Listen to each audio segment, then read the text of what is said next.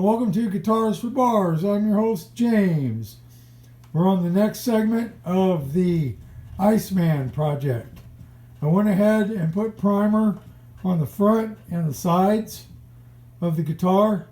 So now I'm going to go ahead and put it on the back and show you how I did it, because the wood was a little porous and coarse. Alright, I use a small brush.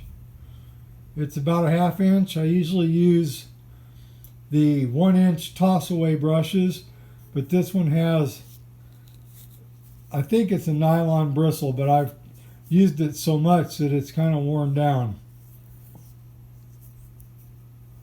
And we're using Rust-Oleum Rusty Metal Primer in a quart. The reason I'm using this is it's got more solids than the white clean metal stuff.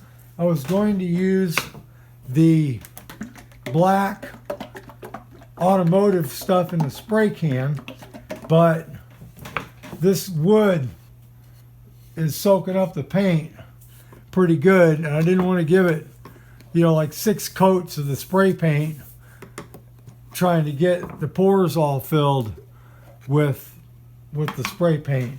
So what I did was, this stuff was getting a little thick because it's getting down to the bottom of the can, so I thinned it down with some Xylol, and it works perfect right now. So I want to stir it just to make sure I got all the solid stuff up off the bottom, and it's working pretty good. And this brown will be fine. I don't want to use white for another reason, because this hammered finish, when you put it on, the first coat especially, you can see whatever color's underneath, because it separates a little bit to create the hammered finish. And where it separates, it's thinner, and the underneath paint shows through. So we'll get more into that when we actually get to the paint. Now, because this stuff is porous, I'm putting the paint on, and I'm not just brushing it on and moving on to the next spot. I'm taking an area where I'm putting it, and I'm going to work it in to the surface using the tips of the bristles and by wiping it back and forth repeatedly. And then once I think I got enough in there that it's gonna fill it up good, then I'll take the extra and move it on to the next spot, like that. I just keep working it till I feel like I've got the paint all the way into the wood and thinned down.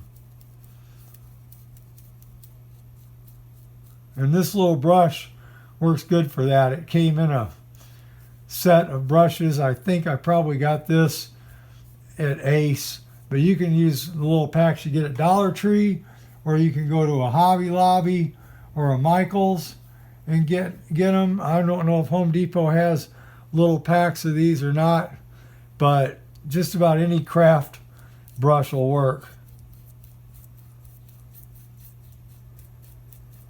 And once I get this first coat on, then we're going to let it dry a day, because this stuff dries really fast. This will be dry to the touch in a couple hours or less. It depends on your humidity and how hot it is. But once it's dry, then I'm going to go back and clean out the edges of these cavities. And then we'll sand the whole thing again with that yellow paper, the 100 grit stuff that I like, and we'll use a fresh piece, and then we'll give it one more coat of primer that'll be thinner. I mean, I won't be brushing it on like I am now. I'll just be putting a standard coat on, and then we'll sand that one more time to smooth it out before we put the final paint on. And one thing about doing it like this, you get this first coat of primer on, and then you can go back and look and see any areas that need to be shaped a little bit more or rounded off. You know, any flaws that you've got in the surface, they're easier to see once you've got the primer on it. And then, you know, anywhere you sand through, you're still on that first coat of primer, so you can touch that up. And like I said, the rusty metal primer has more solids in it. So what that does, that makes it easier to fill in the grain and cover up little flaws and scratches. You know, the hammered finish paint is going to cover really well anyway. It's actually says on the can covers up flaws, so there won't be too many by the time we're done. But it creates its own texture, and we're going to put 4 coats on it, so it's going to be kind of thick. And one thing I like about it, it's durable, it looks really cool, and I guess it's 3 things. It's durable, it looks really cool, and it's easy to touch up. If you bang it up a little bit, you know, scratch it or knock chips off of it when you're playing, using it, it's not hard to go back and touch those spots up and blend them in, so you can hardly tell that you did anything to it. If you notice, I have a tendency to brush in different directions. That way I make sure I get it in the grain no matter which way it's going. Any areas where I sanded it have scratches, I try to get it in there so that it goes the same direction as the scratches. Anything I get in those little cavities, I'm not going to worry about. I can wipe that out with thinner, or I'm going to sand some of it out with the Dremel tool anyway. A lot of times I'm only dipping a little bit of the brush into the paint, about 1/4 of the bristles. I don't dip it all the way in. I don't want that much paint to have to move around.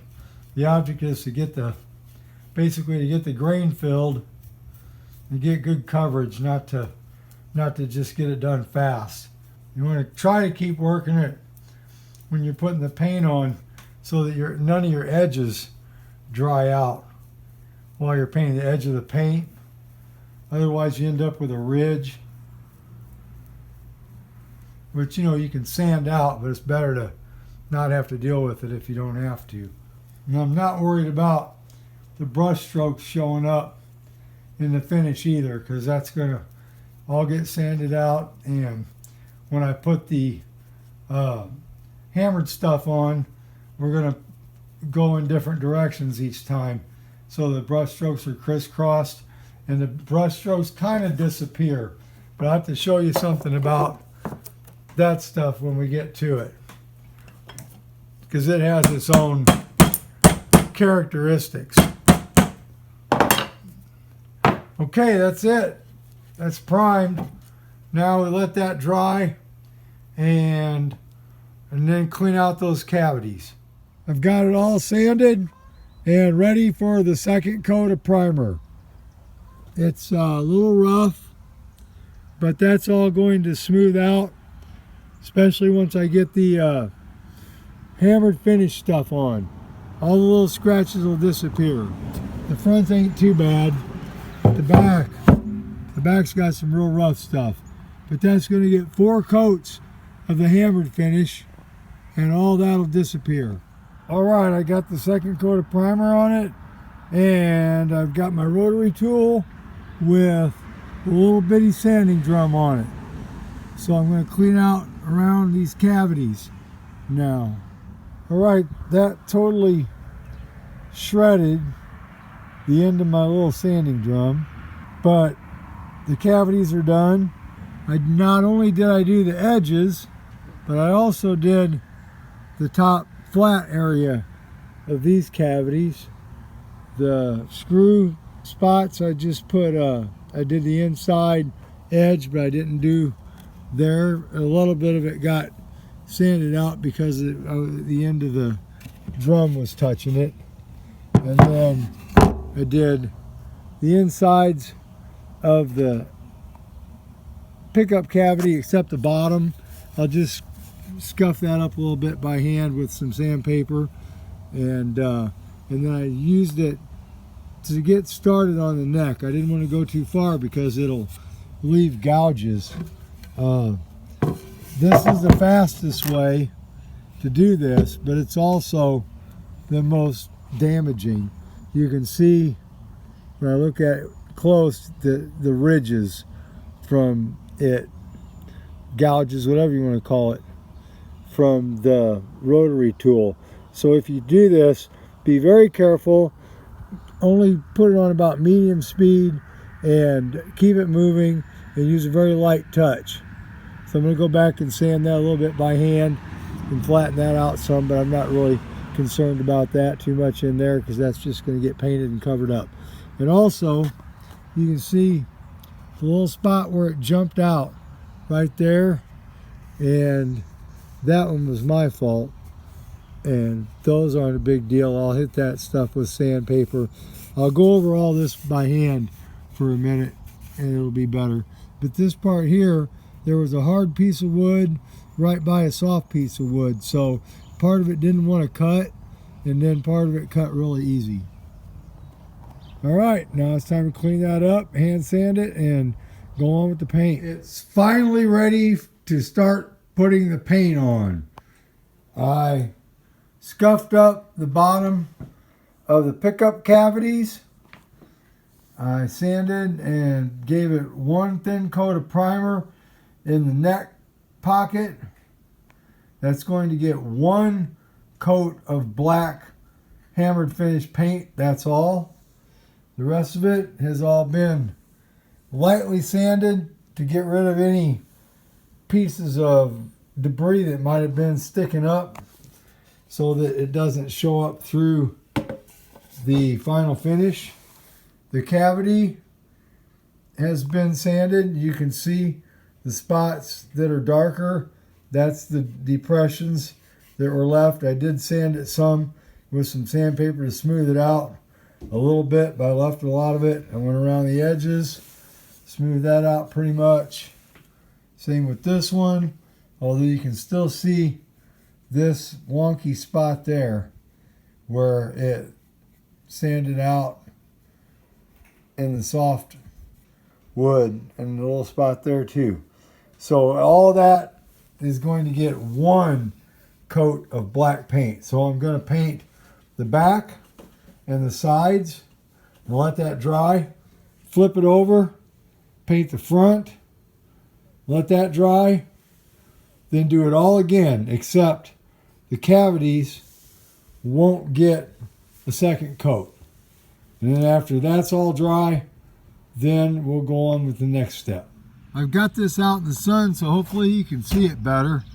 But I wanted to try to let you see what the paint looks like after the first coat, where you can see the color of the primer underneath showing through the hammered finish. Try to get a couple different views of it. So I don't know how well my camera will focus. You should be able to see it there. And you can see what this hammered finish does, but this is just the first coat and it's real thin. Thicker coats, you get better hammered finish effect. Second base coat of black is on. It's dry enough to sand.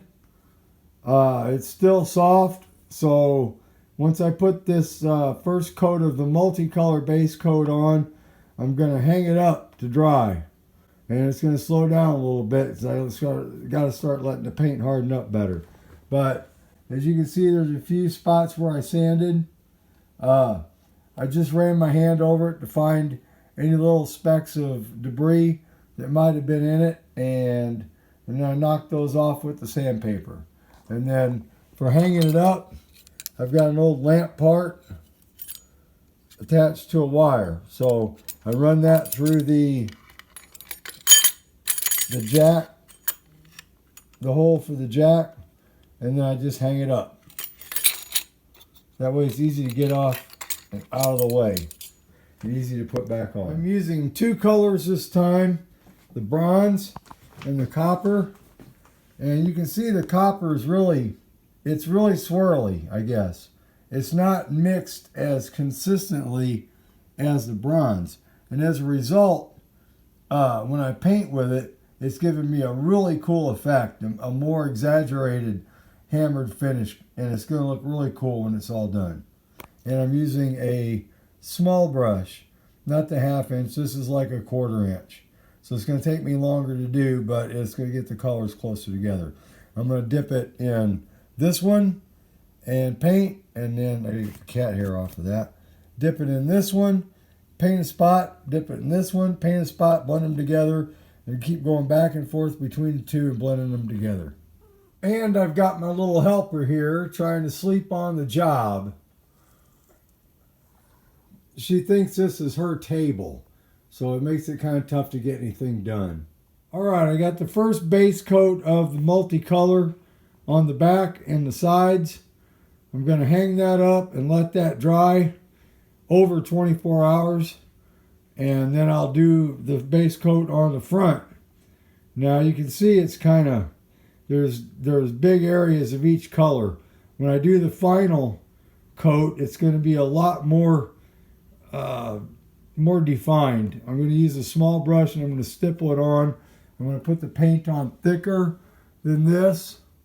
The bronze paint was rather thick in the can, so I thinned that down for the next coat. The copper is a newer can and it hasn't dried out as much. The bronze has been open a bunch of times, so it's thickened up.